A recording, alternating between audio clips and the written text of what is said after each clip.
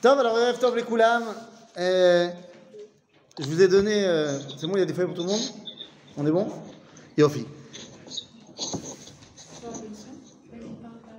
On est bon? Il y a quelqu'un qui est en son, je sais pas ce que je dois dire. Est-ce qu'on peut m'enlever le son? Mais je sais pas, il y a personne dedans en fait. Je sais pas pour qui c'est, mais. C'est d'ici. C'est pas le deuxième, j'ai quitté. Non, celui-là, c'est pas le Zoom, celui-là. Là, je pense que c'est bon. On est bon? Top. Non. Ok. Alors, je voudrais voir avec vous une notion qui est fondamentale, et c'est pas du tout parce que c'est un cours avec des jeunes femmes qu'on fait ça, parce que c'est pas du tout pour les femmes en particulier. Je pense que c'est une notion qui est centrale dans le renouveau d'Israël et qu'il faut aborder tant chez les hommes que chez les femmes, parce que ça nous concerne tous. Tu passes les gens.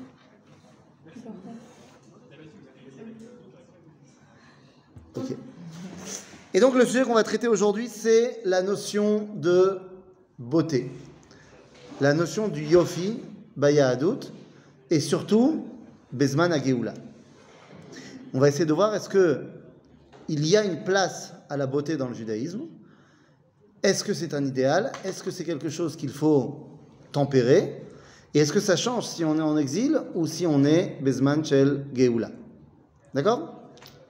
Entre parenthèses, on étudie en français ou en hébreu? Comment ça marche ici? En français. Alors on y va. Et on va commencer par vous poser la question. Puisque comme on est juif, on répond à une question par une question. Donc, qu'est-ce que vous en pensez?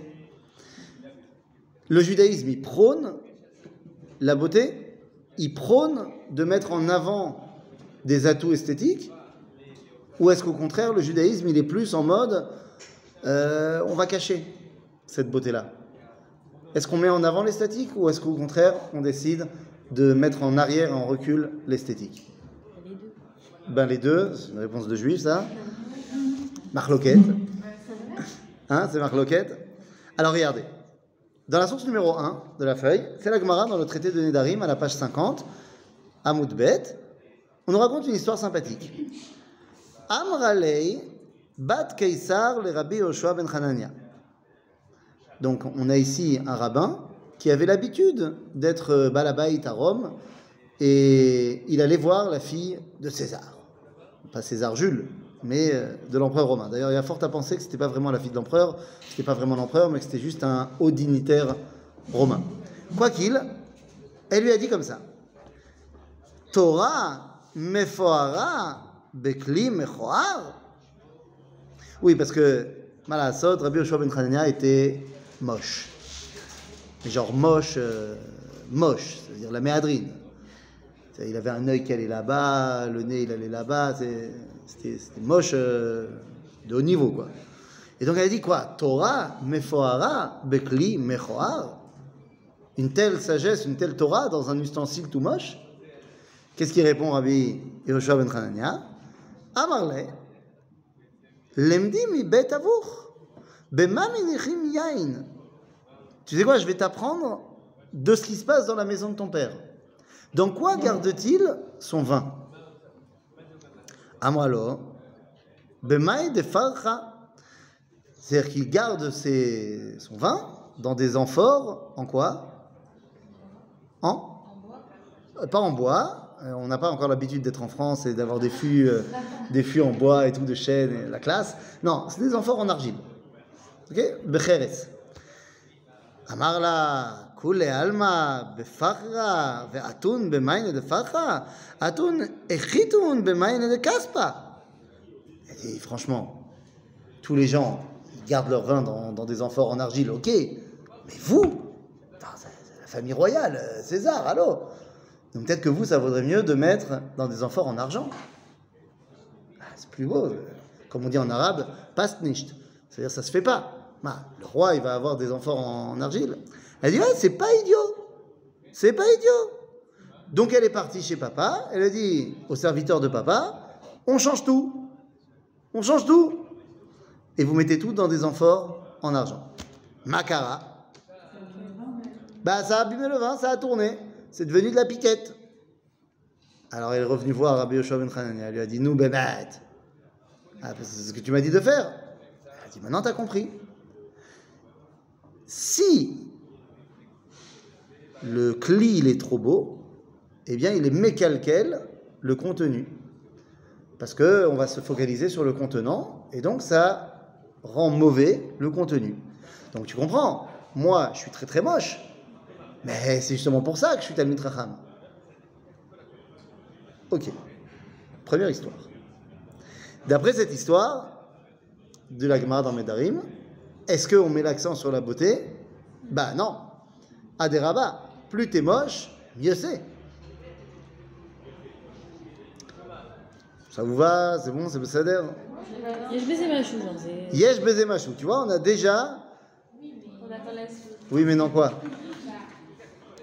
On sait aussi que, oui, c'est très extrême, parce qu'on sait aussi que justement les Talmidei Chachamim, etc., ils doivent, même, je sais que aussi mon mari, quand il était à la Yeshiva, on lui a toujours dit qu'il fallait justement avoir un paraître, qui était bien pour justement que les Non, gens... ça, tu dis autre chose. Toi, tu dis, le Talmid Chacham, il ne doit pas être sale.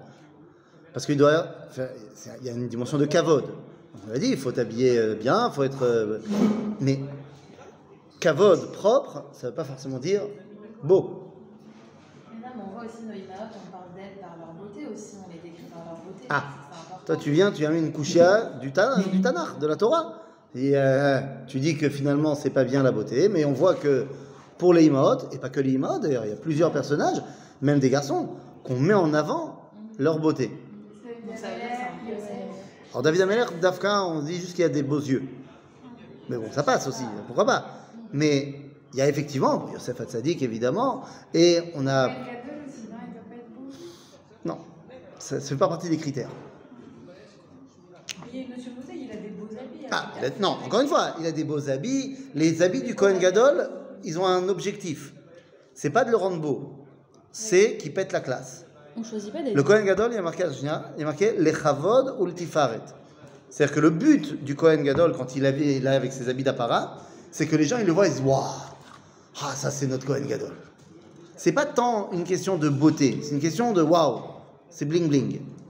C'est-à-dire, maintenant, la Sheila Bémet, tu dis, il y a plein de gens qui sont appelés des tzadikim, qui sont appelés Dafka, beau ou belle. Alors est-ce que ça contredirait pas notre histoire? Mais en moment Oui. de la sortie, alors en moment de l'Égypte, justement, je crois que c'est au ventre les miroirs, on disait que les femmes, justement, elles continuaient à se faire belles pour Oui, mais continuer, attention, justement, à plaire à leur mari. elles voulaient plaire à leur mari. Et donc, On peut dire, oui, mais ça c'est dans l'intimité. Est-ce que c'est quelque chose qu'on va prôner à l'extérieur ou est-ce que c'est uniquement du domaine de l'intimité? Ça aussi, c'est une question. C'est pas vraiment la beauté les traits du visage, c'est Pourquoi? une femme qui veut se faire jolie. Qui veut se faire jolie? C'est comme un habit, je veux dire. C'est se faire jolie, c'est l'esthétique. Ah, donc ça parle. Les miroirs, non, les miroirs dont on a... Belle, c'est-à-dire. C'est se rendre belle aussi. Qu'est-ce que tu entends dans la notion belle? C'est ça le problème. Parce que quand je dis belle, toi tu te dis, attends, belle, beau, non, ça veut dire, on a intuitivement le dit, non, c'est un truc, ça doit être en rapport avec sa neshama, c'est un truc pnimi. Non, yofi. Oui, mais Yofi, c'est quoi? C'est être propre et soigné. Non, on a dit propre, non. Propre, c'est le kavod. Yofi, esthétique. Maintenant, je suis d'accord avec toi que ça va peut-être varier en fonction des époques, mais à une époque donnée. On dit tout le temps, non, on ne peut pas, les goûts et les couleurs, ça ne se discute pas. C'est pas vrai. C'est-à-dire qu'à une époque donnée, il y a des critères d'esthétique qui sont reconnus et acceptés par tous. Après, dans les détails, il y en a un qui va préférer une brune, une blonde, machin. Mais les critères de beauté, il n'y a qu'à voir les tableaux de femmes qui sont représentées dans la Renaissance. C'est pas du tout le même critère de beauté qu'on a au XXe siècle, qu'on a au XXIe siècle. C'est-à-dire que les critères de beauté généraux, ça va changer, ça va évoluer. Mais dans une époque donnée, il y a oui un critère. D'accord? Donc, ici, la question est de savoir est-ce qu'on met sur un piédestal l'esthétique ou pas. D'après la Gemara dans les Darim, on voit que pas du tout. Que plus t'es beau, plus c'est dangereux pour le contenu, et plus t'es moche, et plus ton contenu il va pouvoir être bien. Évidemment que ça nous fait hérisser de partout, parce que non, j'ai pas envie de penser que c'est vrai. Nous dit la Mishnah dans Pirkei Avot, dans la source numéro 2, Perek Gimel Mishnah Zain, Rabbi Shimon Omer. C'est qui Rabbi Shimon? C'est quel Rabbi Shimon en question? Bar Yochai. Rabbi Shimon Bar Yochai Omer, Hamealech baderech veshone, ומפסיק ממשנתו, ואומר, מה נאה אילן זה, ומה נאה ניר זה, faites pas attention au כף ג' c'est סתם, מעלה עליו הכתוב כאילו מתחייב בנפשו. Ah, c'est chaud. Rabbi Shimon nous dit, quelqu'un qui est מהלך בדרך ושונה, il est en train d'étudier en marchant, et il s'arrête de son étude pour dire, waouh, quel bel arbre, waouh, quel beau bâtiment. Keilu mitrayev benafsho. C'est comme s'il était passible de mort. Le mec, il s'est émerveillé de quelque chose d'esthétiquement beau. Rabbi Shimon dit, il devrait être passible de mort celui-là. On est en train de partir vraiment dans un... Hein? C'est Akadosh Baruch Hu, t'as vu? C'est fou, hein? Donc là, on va vraiment dans un kivoun... Sois moche et tais-toi, quoi. Est-ce que c'est le judaïsme? Chez l'Agdola. D'un autre côté, on a d'autres enseignements qui nous sont amenés dans la Gemara. Dans la Gemara, dans ma Masechet Brachot, dans la source numéro 3, à la page 5, on raconte une autre histoire. On dit que Rabbi Elazar Chalash. Donc, il était tombé malade, Rabbi Elazar, et donc est venu lui rendre visite Rabbi Yochanan. Rabbi Elazar Chalash, al-gabe Rabbi Yochanan, chazedehu, kai gane bebeit tafel. Quand il est arrivé, Rabbi Yochanan lui rendre visite, il a vu que la maison de Rabbi Elazar était dans l'obscurité. Il n'avait pas allumé de bougie, rien du tout. Galye le daraye venafal neura, chazadeh ve kai bechi. Rabbi Elazar. Quand il est arrivé, donc il n'y avait pas de lumière, qu'est-ce qu'on fait quand il n'y a pas de lumière? On allume la lumière. Donc comment on fait, nous, les gens normaux, pour allumer la lumière? Voilà, on a pris ce bouton, mais à l'époque, on aurait fait quoi? Ouais, on aurait pris une bougie, on allume une torche, machin. Non, ça, c'est pas très Rabbi Yochanan. Rabbi Yochanan, il a une autre technique. Il a relevé un petit peu sa tunique, qui a laissé apparaître son genou, et était tellement beau, Rabbi Yochanan, que le simple fait d'avoir monté sa robe pour voir son genou et sa cuisse, ça a éclairé toute la pièce. Après, peut-être qu'il était en contact avec des substances radioactives, et qu'après le mec, il illumine, on ne sait pas.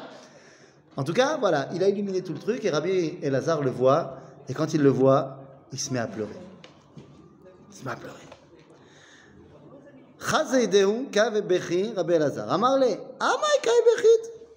Pourquoi tu pleures? Donc c'est Rabbi Yochanan qui dit à Rabbi Elazar, pourquoi tu pleures?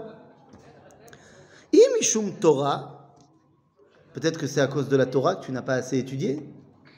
Non, il fait un monologue, Rabbi Yochanan. Il dit, ce serait à cause de la Torah, mais non, t'inquiète pas, c'est pas la peine, parce qu'on étudie comme on peut étudier. Chadam Arbe ve Chadam Amit. C'est-à-dire, t'as étudié ce que tu pouvais étudier à Kol Beseder. C'est-à-dire, te prends pas la tête avec ça.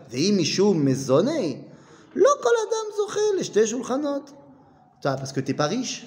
Il n'y a pas de quoi pleurer de pas être riche. Tout le monde n'a pas la chance d'être riche.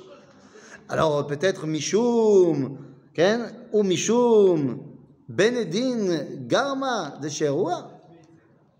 Il dit peut-être que en fait tu pleures parce que tu as eu plein de issourines, plein de problèmes dans ta vie. Ça va, on a tous des problèmes. Et là, Rabbi Elazar, il lui dit non. Il dit, bon, Zach, je pleure. Ah, pourquoi tu pleures? Il dit, parce que là, je viens de te voir. Il y a quelqu'un qui veut faire un FaceTime. On accepte ou pas? Qu'est-ce que tu dis? Hein? C'est Noam. C'est bon? Je sais pas, je veux pas. Kitsour. Et donc, il dit non, c'est pas pour ça que je pleure. Pourquoi je pleure? Je pleure parce que je te vois. Et alors? Eh bien, je vois ta beauté. Et je vois que cette beauté-là, toi aussi, un jour, tu vas mourir. Et quand tu vas mourir, cette beauté-là, elle va disparaître. C'est pour ça que je pleure. Et là, Rabbi Yochanan lui dit, ah, t'as raison, ça vaut le coup de pleurer, viens, je pleure avec toi. Donc, d'après cette troisième source, là, on met plus en avant le côté beauté. Hein? C'est vrai qu'on s'en va la fleur qui va pleurer avec lui? Ouais. Ah, c'est là, c'est marqué. Hein? Et regarde les deux derniers mots. Il y a marqué Barou Tarvayehu. Et ils ont pleuré tous les deux. Attends, ça vaut le coup. Tu dis, attends, effectivement. Si c'est pour ça que tu pleures, parce que moi je vais mourir et que donc ma beauté va disparaître, oui, là, effectivement. Attention, quand on meurt, tout disparaît. Ouais, mais quand toi et moi on meurt, ça va, c'est bon, ça passe, tu vois. Mais quand Rabbi Yochanan il meurt, c'est autre chose. Ça a l'air. Donc là, cette Gemara-là, elle est clairement pro-esthétique, pro-beauté.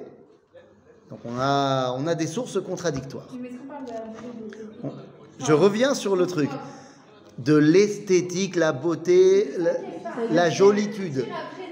Non, je vais pas te dire c'est pas de ça qu'on parle. C'est-à-dire quoi? On veut dire ça veut dire avec des bijoux, avec du maquillage. Ça veut dire beau, ça veut dire joli. Ça veut dire joli. Joli.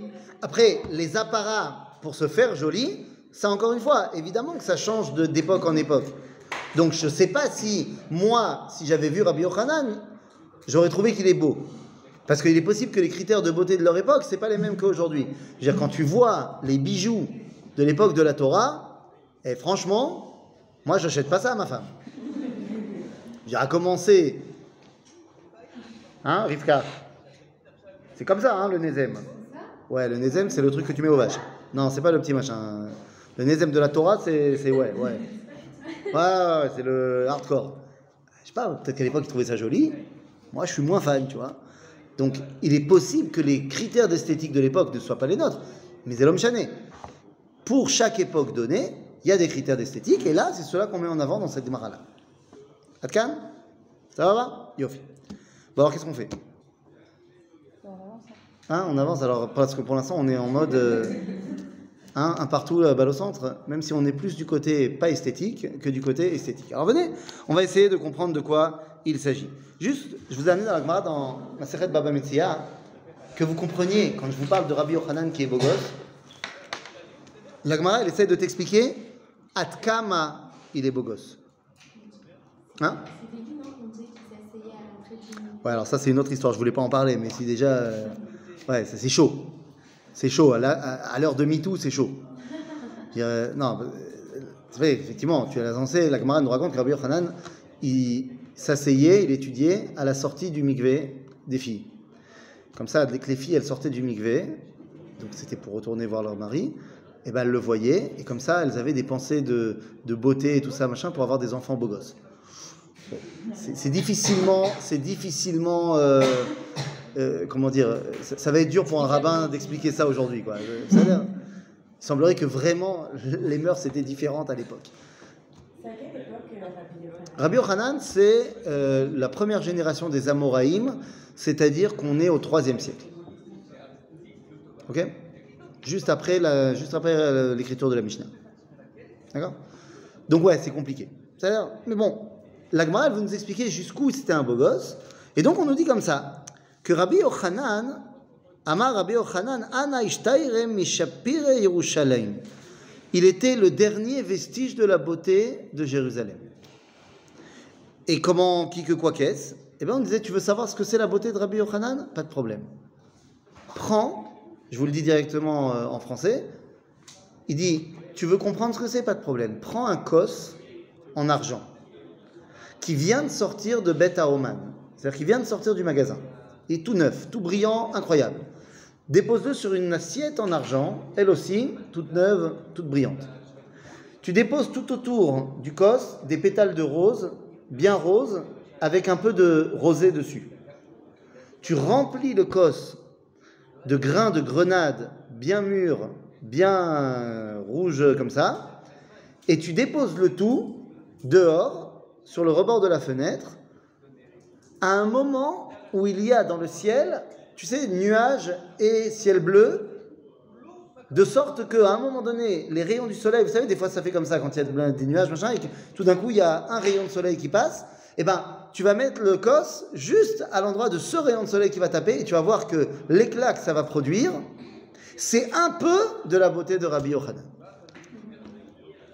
Waouh, t'es beau gosse. Bon, après la Gemara elle continue, elle dit, ouais mais attends, sache que la beauté de Rabbi Yochanan, c'était un peu de la beauté de Yaakov Avinu. Et Yaakov Avinu, c'était un peu de la beauté de Adam Arishon. Top, nous. Vous savez, Rabbi Yochanan, beau gosse. Alors, c'est-à-dire, donc, d'un côté, on nous dit la beauté très important, de l'autre, on dit chas v'shalom, si tu peux être moche, c'est mieux. Et là, je pose la question, donc, qui a raison? Quel est le message du judaïsme? Avant de continuer dans les sources et dans le limoud, je voudrais qu'on prenne 2 secondes du recul et qu'on se pose la question au niveau de la réalité du terrain. Quand vous pensez judaïsme, je vais même aller plus loin, judaïsme religieux, est-ce que le premier adjectif qui vous vient à l'esprit, c'est esthétiquement beau? C'est-à-dire qu'aujourd'hui, tu te balades dans des quartiers, on va dire, à tendance très orthodoxe. On dit oh là, les gens, c'est pas bon. Non, on a dit on ne parle pas des gens. Là, on parle du quartier. Est-ce que, Birlal, est-ce qu'on a mis en avant dans les faits, dans le concret, est-ce qu'on met en avant l'esthétique? Non. Chez l'homme, en tout cas, non. Dans le judaïsme. Et même chez la femme. C'est dans les faits, pas vraiment. D'un autre côté, vous allez me dire, non mais attendez, il y a oui des endroits très jolis dans le judaïsme. Il y a des synagogues magnifiques. Sauf que qu'est-ce que je vais te répondre? Ouais, t'as raison, il y a des synagogues magnifiques. Et plus elles sont belles, et en général, plus elles sont... Alors, moins utilisées parce qu'elles sont d'une autre époque, mais elles étaient surtout d'un courant qui était moins religieux. Alors, pas forcément libéraux, parce que les libéraux, c'est venu qu'il y a 200 ans, mais quand tu regardes les grandes synagogues de la Renaissance italienne, la synagogue de Rome, la synagogue de Florence, c'est synagogues magnifiques, mais c'était des gens qui étaient complètement aussi assimilés à la Renaissance italienne. Quand tu prends les grandes synagogues consistoriales en France, après, on n'est pas obligé de kiffer le style, c'est un style de cathédrale. Donc il y a quand même un souci d'esthétique, mais il y avait quand même une grosse assimilation. Je veux dire qu'on le veuille ou pas, l'écrasante majorité des synagogues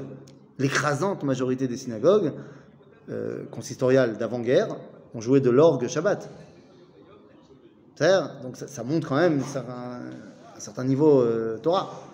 Donc oui, il y a eu un esthétique, mais en fait on voit que cette esthétique-là, il était plus tourné vers les mondes moins religieux, et dans les mondes religieux, les synagogues, c'était des petits machins en bois où ça grinçait, où il fallait changer le plancher toutes les 5 secondes.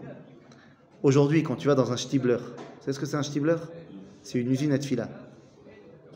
C'est pas beau le shtibler. Quel que soit le shtibler. Hein. C'est pas beau. Va dans un mikvé d'hommes. Parce qu'aujourd'hui, Baruch Hashem, pour les femmes, ils ont un peu plus le souci de l'esthétique. Mais va dans un mikvé d'hommes, c'est ribono chez l'olam. Il faut vraiment le vouloir d'aller au mikvé.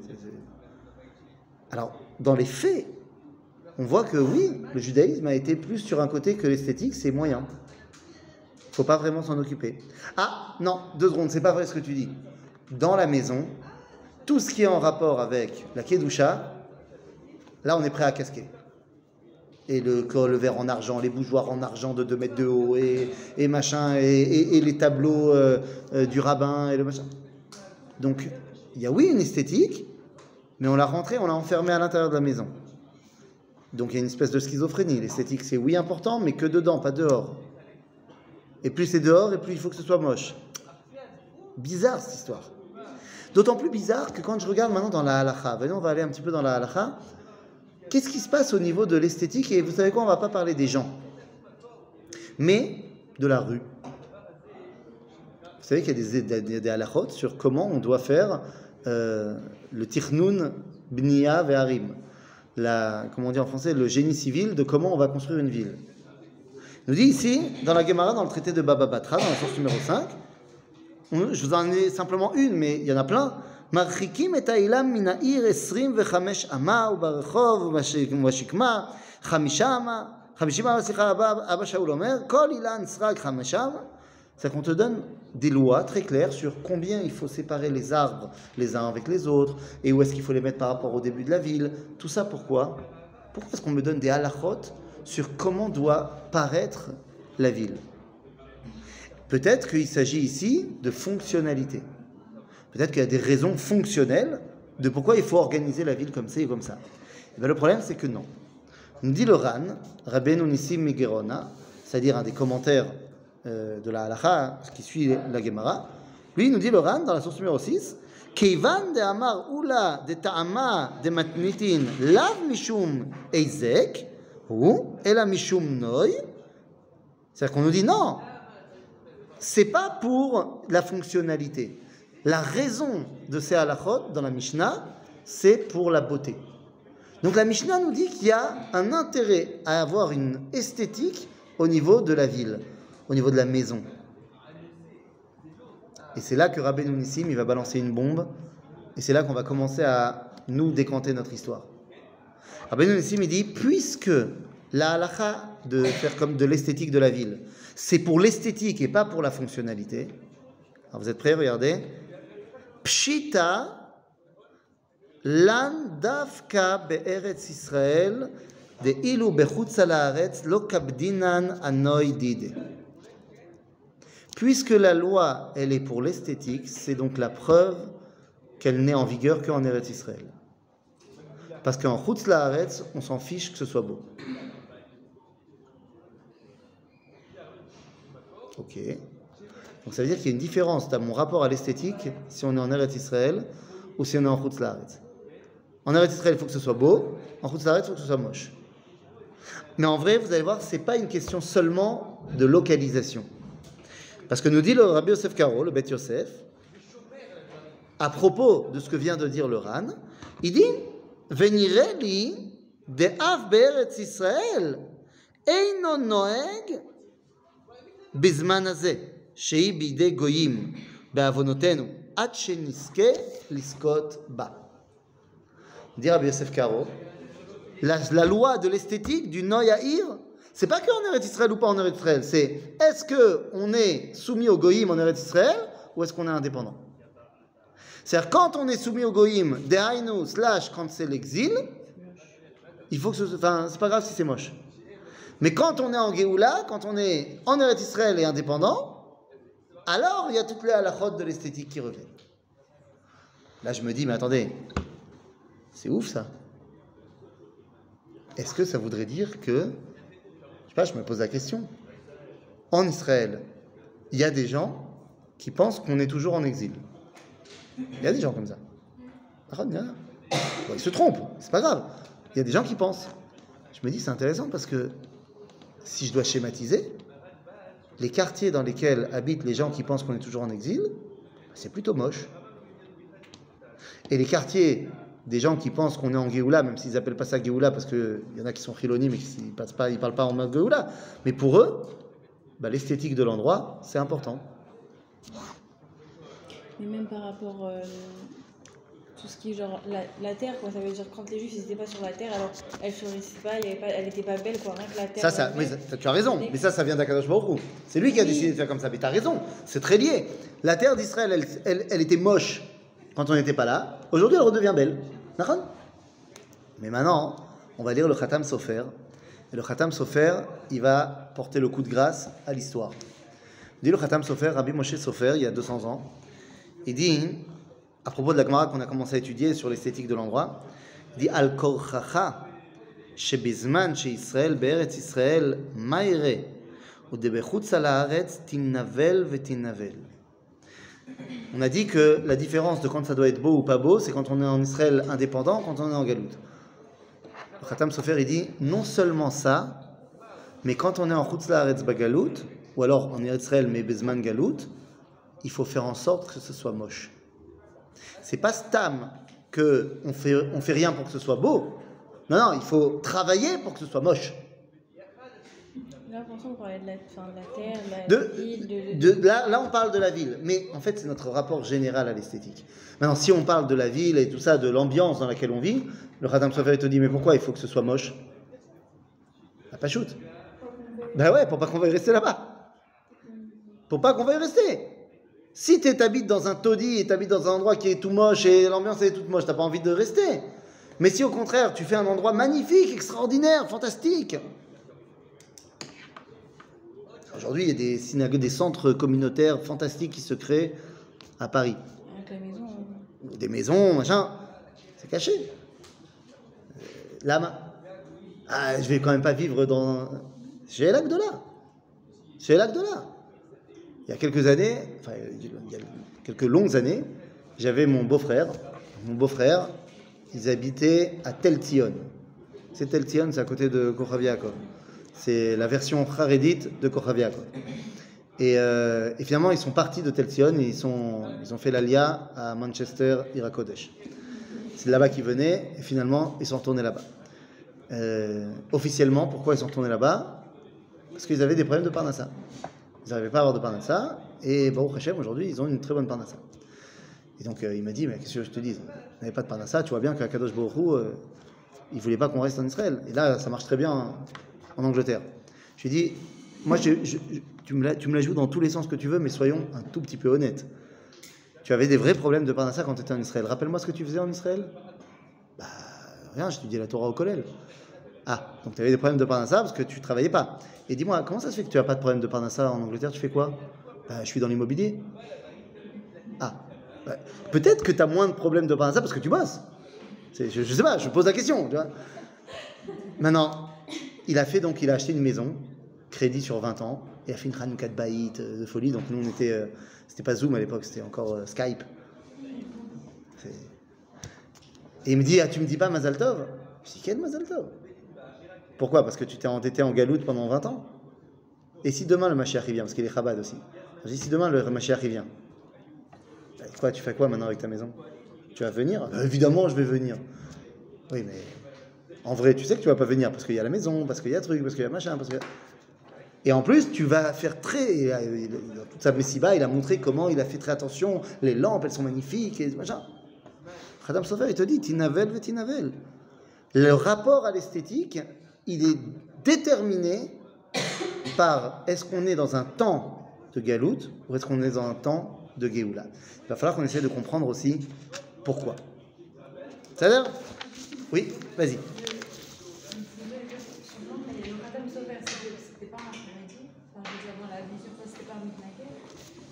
C'est deux choses différentes, ça.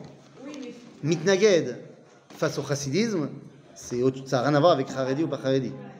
Non, c'est-à-dire, je veux savoir de quoi tu parles. Ça n'existe pas le monde Haredi à l'époque. Il n'y a pas de Haredi face aux sionistes à l'époque du Khatam Sofer. Il y en a qui disent que les Mitnaged, après ça s'est transformé en courant orthodoxe. Oui, pseudo. Le Khatam Sofer, il ne fait pas partie des chassidim, c'est Nachon, mais ça ne change rien. C'est ça? Non, mais lui, il est très fan. Il est fan d'Eretz Israël, il va même dire une tchouva du Khatam Sofer. Hein. Il y a un mec d'Eretz Israël qui lui a posé une question. Il répond et il marque un PS à la fin de la lettre. Il dit, au fait, ce que je t'ai répondu, je suis pas encore... même moi, je suis pas très clair dans ce que je t'ai répondu.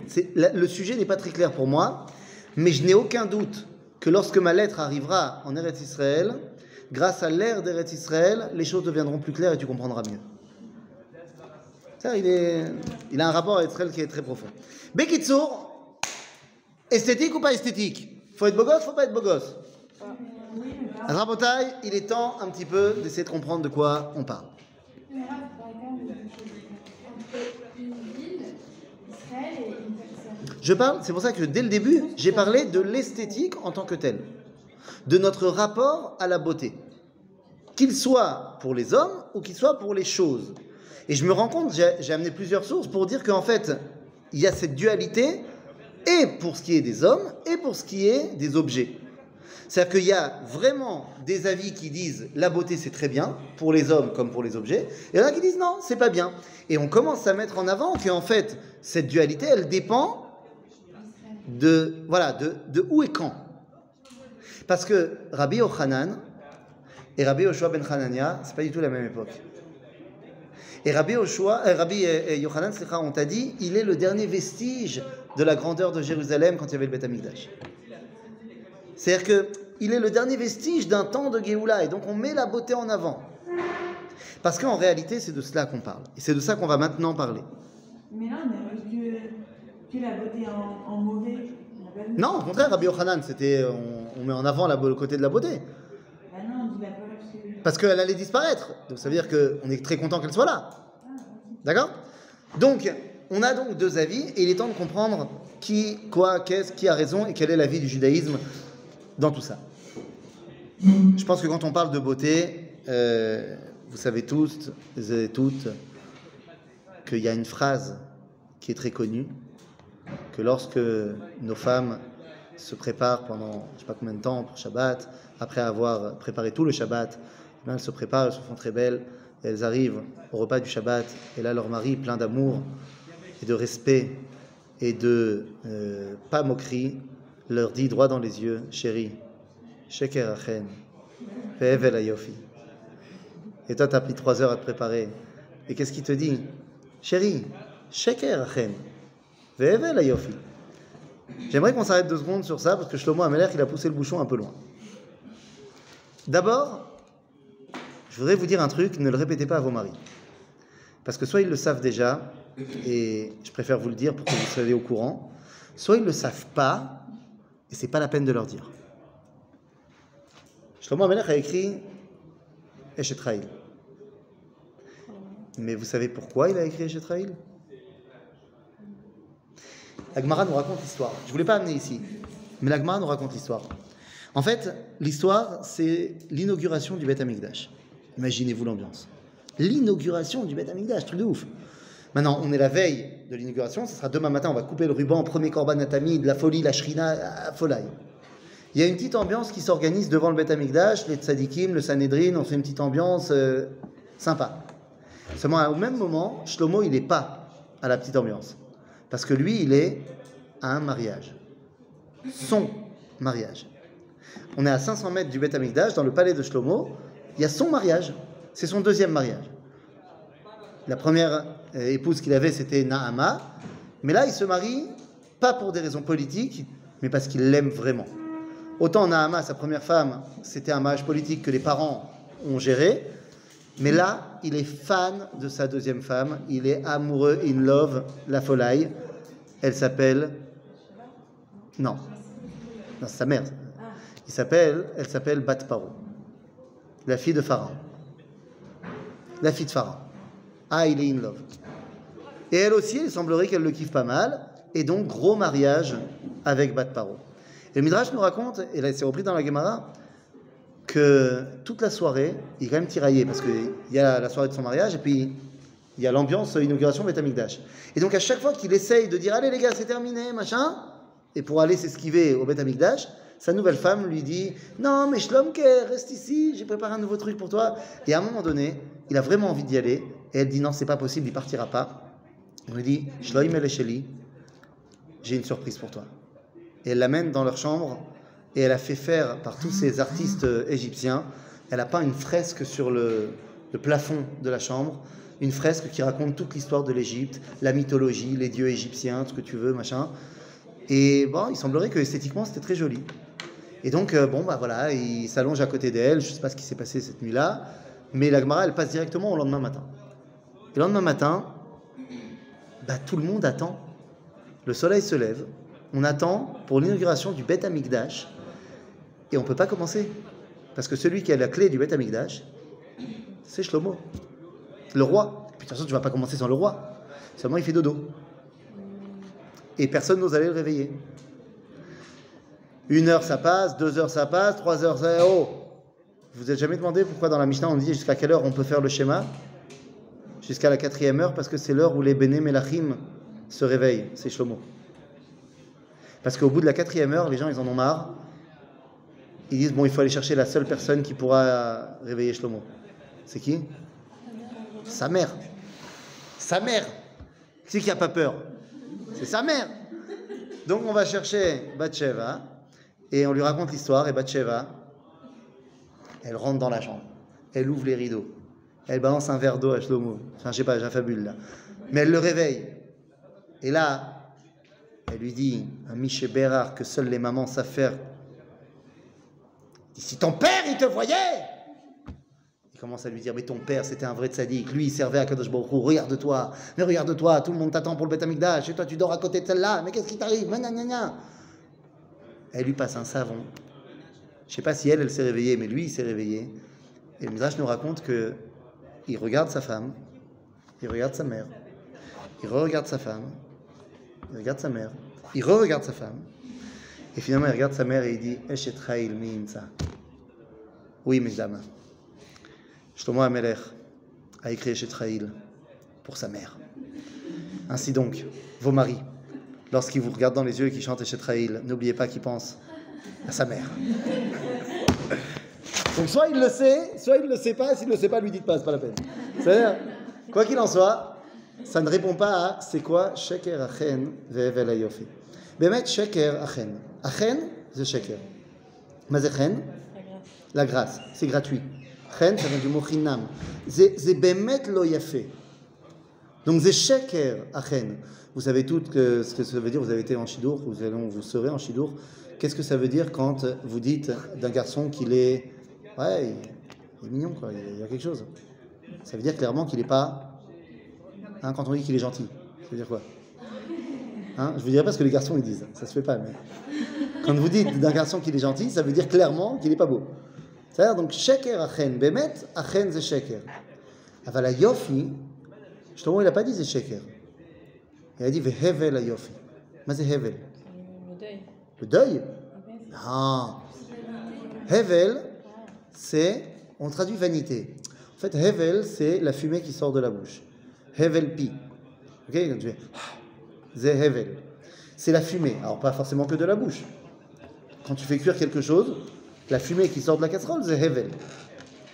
Donc, en fait, hevel, c'est l'expression extérieure de ce qui se cuisine à l'intérieur. En d'autres termes, hayofi ou hevel. Si tu mets une casserole sans rien dedans, il n'y aura pas de fumée. Si tu mets quelque chose, l'homme chaîne quoi, et que tu le mets sur le feu, ça va produire de la fumée. En d'autres termes, hayofi, c'est hevel. C'est pas péjoratif. Hevel, c'est l'expression extérieure de ce qu'il y a à l'intérieur. Donc maintenant, on comprend pourquoi dans le Tanakh, on nous dit de certaines personnes qu'ils étaient beaux ou belles. Comment tu sais que Rivka Imenu elle est tzadika? Parce qu'il y a marqué qu'elle est belle. C'est pas qu'elle est belle à l'intérieur, elle est vraiment belle à l'extérieur, esthétiquement parlant, selon les critères de l'époque, elle est mamash belle. Mais quand on est en Zman Shel Geoula, quand on est en Zman Shel Shrina, il y a une at'ama, il y a une correspondance entre l'intérieur et l'extérieur. L'extérieur reflète l'intérieur. Il dit Sefer Zohar, à cause de Shvirat HaKelim, à cause de l'éloignement de la Shrina, eh bien, quand on est en exil, il peut y avoir des gens beaux à l'extérieur et pourris à l'intérieur, et des gens pourris à l'extérieur, mais très beaux à l'intérieur. Mais ce n'est pas du tout l'idéal. L'idéal, c'est oui d'avoir une atama, une osmose entre l'extérieur et l'intérieur. Donc vous commencez à comprendre quand est-ce que l'esthétique, on lui donne une part super importante. Ben, c'est quand on est dans une époque où on peut dévoiler l'intériorité qui est reflétée par l'extérieur. Mais quand on est bagaloute, on ne peut pas. Donc quand on est bagaloute, on va mettre en avant le côté non, sois pas beau. Et les seuls endroits, les seuls trucs qui seront beaux, c'est enfermés à l'intérieur de la maison qui sont directement liés à la Torah. Mais pourquoi on ne peut pas?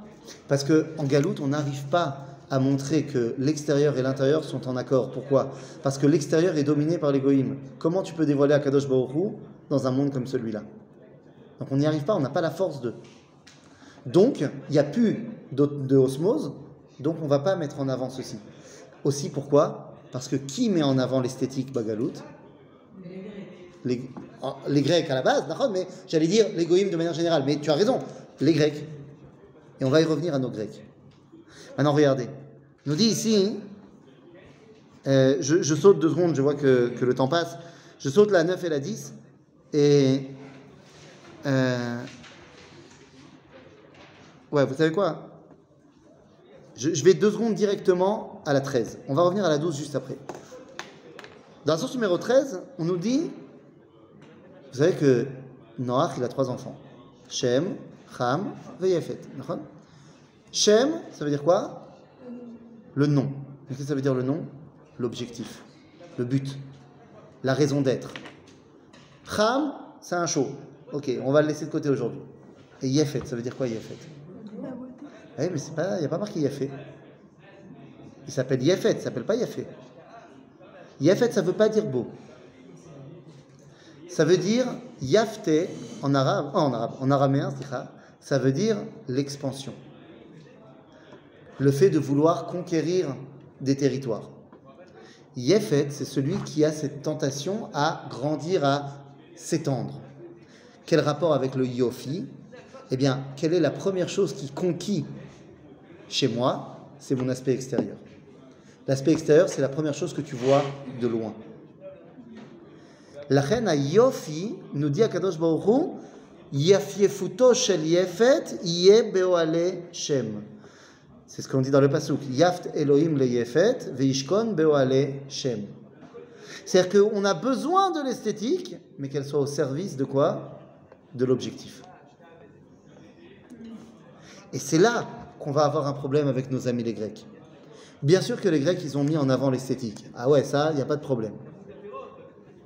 Je pense que l'un des summums de l'esthétique grecque, c'était dans leur art de la sculpture.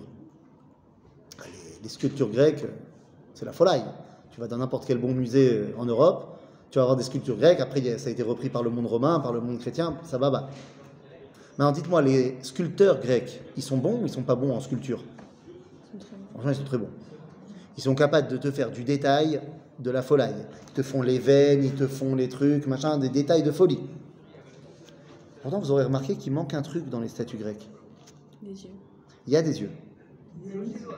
Alors, des habits, ça c'est parce que... c'est un choix. C'est pas qu'ils savent pas le faire, tu vois. C'est un choix.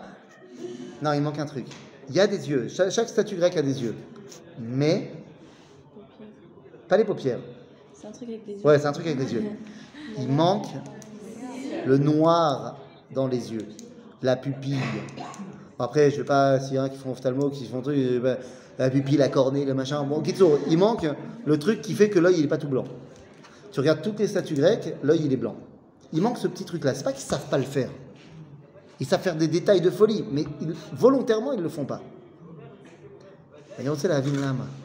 Qu'est-ce que ça représente, ce truc-là? Vous savez comment ça se dit en hébreu? Ah, Ishon. Pourquoi ça s'appelle Ishon? Vous savez ce qu'il dit Rashi? Extraordinaire. Rashi, il dit, ah, Ishon? Ah ben c'est pas shoot. Parce que quand tu regardes dedans, tu vois un Ish Katan. Donc c'est Ishon. Non, c'est qui que je vois en vrai? C'est le reflet de moi. Ou alors, c'est qu'en fait, j'arrive au travers de ces yeux-là, de voir jusqu'au très profond de sa neshama, de son Ish Katan chez Ubifnim. Disait Emmanuel Levinas, je ne dis pas que l'autre est Dieu, mais je dis que dans le visage de l'autre et dans son regard, je peux voir le dévoilement de Dieu. Mes amis, c'est quoi l'esthétique? On a dit c'est l'expression extérieure. Bien sûr que c'est fondamental, mais dans une époque où tu n'arrives pas à aller de l'extérieur, de l'esthétique extérieure, tu n'arrives pas à rentrer jusqu'à l'intériorité de l'âme, alors on va te dire dans le judaïsme, tu sais quoi? Alors on va pas s'en occuper. Parce que esthétique pour esthétique, c'est les Grecs. Mais lorsque, grâce à l'esthétique, on peut arriver jusqu'au tréfonds de l'âme, alors oui. Alors oui. Et on met l'esthétique à fond. Mais ça sera uniquement lorsque on est en mode Géoula. Ainsi, c'est ce que va nous écrire ici le Rav Kook dans la source numéro 12. Dit le Rav Kook dans Rot HaTechia, Kshekoach Israël gadol, venishmato me'ira bekirbo, lorsque la force d'Israël est grande, et que sa neshama éclaire en son sein, beofa ve'anafa va'maasim metukanim, l'autre dans ses actions, besidur malé, lorsqu'on est bien organisé en tant qu'âme Israël, bigdusha beyichud ou bivracha, big mikdash ou bememshala, donc dans un monde idéal, benevoa ve'chochma, az ha'ittrachavut letzad hachol, à ce moment-là, le fait de grandir, de s'élargir au domaine du chol, les innuge achushim aruchanim ve'agashmiim, dans le kiff spirituel et physique, les hatzatza chadira penimit letoch chayem shel hamon ha'amim u'leumim shonim, de s'intéresser à tout ce que les autres peuples ont pu produire, les mifalehem ve'sifrutehem, dans leur littérature, leur culture, התגברות עוז החיים הטבעיים, כל אלה טובים הם ומסוגלים להרחיב את אור הטוב, ותחום הארוך הוא י"ב מיל כמחנה ישראל כולו. Lorsque Am Israël il est au top, alors c'est grandir, si tu veux, nous on parle de l'esthétique ce soir, mais on pourrait parler de plein d'autres domaines, ça ne peut que lui faire du bien, parce que ça va lui permettre de grandir dans sa compréhension du divin, dans sa capacité à dévoiler Akadosh Baruch Hu. Est-ce que un juif qui a envie de transmettre un message du judaïsme aujourd'hui dans le monde, il y arrivera mieux s'il est tout petit, tout moche et qui fait peur, ou s'il en jette. En malasot. Parce que aujourd'hui, Am Israël, il peut redevenir quelqu'un qui donne de l'importance à l'esthétique, parce qu'on a retrouvé une identité forte, et donc on peut, grâce à cette esthétique, arriver à la Neshama. Donc en fait, est-ce que le judaïsme, il est pro-Yofi, ou est-ce qu'il n'est pas pro-Yofi? Ça dépend quand, et ça dépend où. À Yom, aujourd'hui, eh bien enfin, Baruch Hashem, on redevient un peuple qui est beau. Alors vous avez dit, on a toujours été beau. Oui. C'est ce qu'on disait juste avant que vous arriviez. On a dit ça. C'est la preuve qu'elles étaient tzadikot. C'est justement ça. Parce qu'à leur époque, il y a cet atama entre l'intérieur et l'extérieur, parce qu'il y a la shrina. Donc exactement ça. Maintenant, aujourd'hui, je dis, on est redevenu beau. Alors vous allez me dire, on a toujours été beau, c'est pas vrai? Non. Comment je sais qu'on est redevenu beau? Eh bien, je regarde le regard des ennemis d'Israël. On appelle ça des caricatures. Je travaille beaucoup dans l'univers de la Shoah et je guide en Pologne. Les amis, prenez des bonnes vieilles caricatures antisémites jusqu'à l'époque de la Shoah. Le juif, il fait peur. On est représenté comme étant un truc qui fait peur à voir. Aujourd'hui, c'est quoi les caricatures antisémites? On est représenté comme le nazi qui opprime les Palestiniens. Bon, ça d'accord, je veux bien. Mais on nous représente comme étant beau gosse. C'est-à-dire, même dans le regard de celui qui est contre, Am Israël, il est redevenu beau gosse. Alors, on va te dire, s'il se la pète et tout ce que tu veux, machin, on s'en fiche.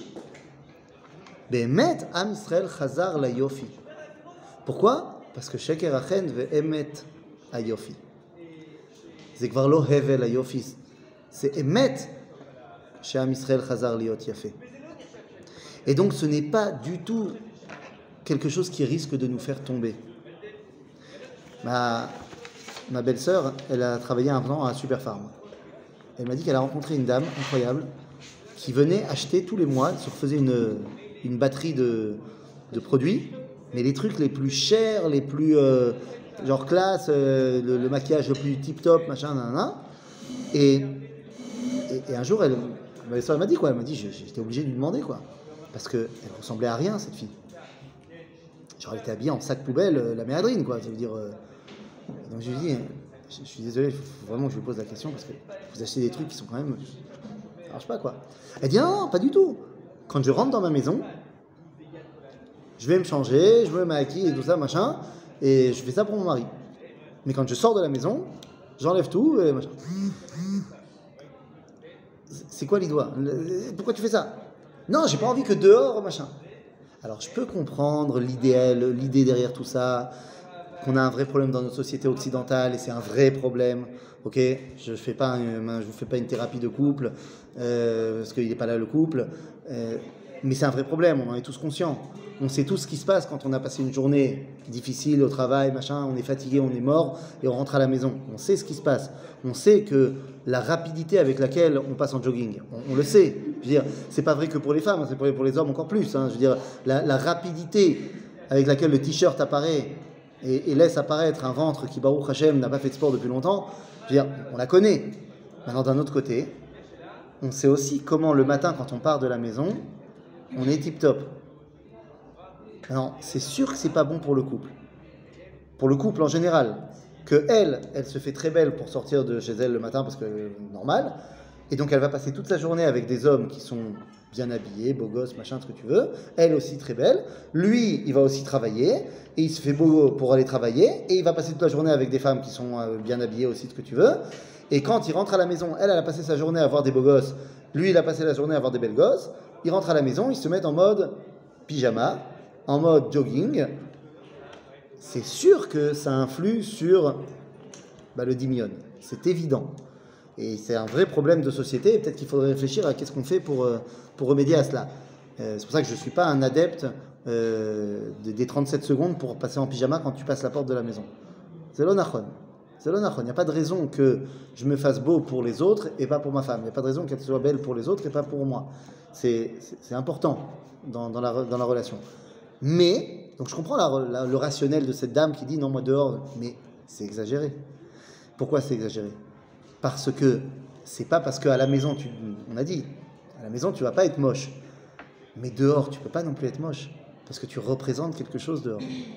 Tu représentes Am Israël qui a retrouvé sa grandeur. Et que tu le veuilles ou pas, lui ou elle, quand elle marche dans la rue, c'est Idgalmut Akadosh Baruch Hu Beolamo. Tu es la représentante d'Akadosh Baruch Hu dans ce monde. Et donc c'est pas seulement un kavod que tu dois être habillé sans être tout sale et tout ça machin, mais le monde d'Akadosh Baruch Hu il est beau. Et je termine par vous rappeler ce qu'on a dit, que Rabbi Shimon il a dit si tu t'arrêtes de ton étude pour dire ah il est beau cet arbre là, on a dit il est passible de mort. Je reviens juste avec ça parce que c'est ouf ce qu'il dit. Alors maintenant venez on va comprendre ce qu'il dit pour de vrai. À aucun moment Chas v'shalom, Rabbi Shimon n'est pas quelqu'un qui transgresse la halakha. Or, il y a une halakha qu'en Nissan, on dit Birkat à... Pour dire Birkat à Ilanot, il faut bien s'émerveiller de l'arbre. Si tu ne l'as pas vu, l'arbre, tu ne peux pas faire Birkat à Ilanot. Or, Rabbi Shimon Bar Yochai, il n'est pas contre Birkat à Ilanot. Donc, Rabbi Shimon, il a dit autre chose, qu'on a mal compris. Rabbi Shimon Bar Yochai, il a dit Kol ha'me'aler baderer veshoneh, celui qui avance en chemin comme ça et il étudie, Vemafsik mi mishnato, veomer manae ilanze. Celui qui s'arrête de son étude pour dire ah comme il est beau cet arbre, celui-là il est passible de mort. Keilou. Parce que si pour toi mettre l'esthétique, c'est pas plus importante. Ça s'appelle, si pour toi voir la grandeur de l'esthétique, ça s'appelle s'arrêter de ton étude. C'est-à-dire que tu sépares le monde de l'extérieur au monde de l'intérieur. Celui qui sépare l'extérieur de l'intérieur, Keilou, Mitrayev benafsho, l'obémet, on va pas le tuer. Mais il n'a rien compris. Mais celui qui dit Manae ilanze, et que chez lui ça s'appelle Limud Torah, Ze Kodesh Kodashim. Et c'est celui qui va faire Birkat Ilanot. Donc en fait, si tu arrives à mettre le monde de l'extérieur au diapason, en osmose, avec le monde de l'intérieur, alors tu as réussi à dévoiler Akadosh Baruch Hu à l'extérieur du Beth Hamidrash dans le monde. Et c'est oui, ça le rôle du peuple juif aujourd'hui. On est redevenu beau pour pouvoir réapprendre au monde que l'extérieur n'est pas coupé de l'intériorité, au contraire, l'extérieur reflète l'intériorité. Donc, est-ce que le judaïsme est pour l'esthétique? Quand il peut exprimer la relation des deux, oui. Lorsqu'il ne peut pas l'exprimer, la réponse est non. Le Beth Amikdash s'appelle... C'est quoi le surnom du Beth Amikdash dans les Teilim? Noyo Shel Olam.